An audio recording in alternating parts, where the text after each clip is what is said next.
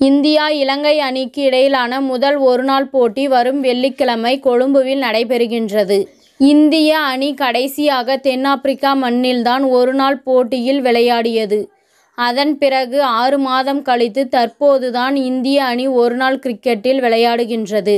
T20 உலகக் கோப்பையை வென்ற ரோஹித் சர்மா, விராட் கோலி போன்ற வீரர்கள் தற்போது இலங்கைக்கு எதிரான ஒருநாள் தொடரில் திரும்பியிருக்கிறார்கள்.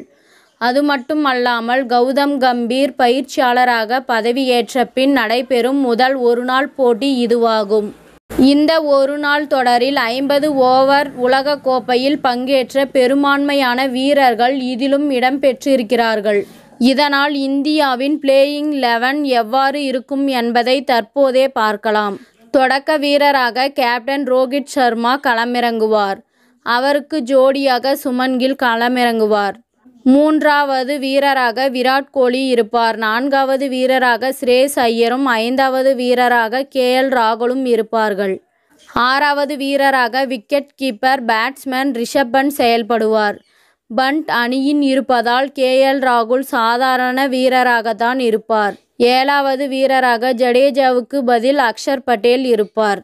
8வது வீரராக குல்தீப் யாதவும் 9வது வீரராக ஆர்ஷிப் சிங்கும் 10வது வீரராக முகமது சிராஜும் 11வது வீரராக கலீல் அகமதும் அல்லது KKR அணியின் ஹர்ஷித் ராணாவும் களமிறங்கக்கூடும். இந்த நிலையில் இந்திய அணியின் 5 ப்ராப்பர் பேட்ஸ்மேன்கள், 1 விக்கெட் கீப்பர் ஆகியோர் பிளேயிங் 11இல் உள்ளனர். அக்ஷர் பட்டேலின் பேட்டிங் இந்த பிளேயிங் 11இல் மிகவும் முக்கியத்துவம் பெற உள்ளது. அக்ஷர் பட்டேல் பேட்டிங்கில் தன்னுடைய திறமையை வெளிப்படுத்தினால் மட்டுமே இந்தியாவின் சமநிலை சிறப்பாக இருக்கும்.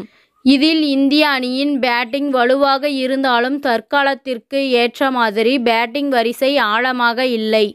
இது ஒரு மைனஸாக பார்க்கப்படுகின்றது. அது மட்டுமல்லாமல் T20 கிரிக்கெட்டில் எப்படி சூரியகுமார் யாதவ், ரிங்கு சிங் போன்ற வீரர்கள் பந்து வீசினார்களோ அதேபோல் பந்து வீச இந்திய அணியில் ஆள் இல்லை.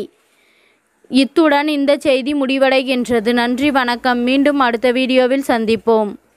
மேலும் இதுபோன்ற சுவாரஸ்யமான தகவல்களை அறிய தமிழ் சிறை சேனலை சப்ஸ்கிரைப் பண்ணுங்க, ஷேர் பண்ணுங்க, லைக் பண்ணுங்க மற்றும் கமெண்ட் பண்ணுங்க.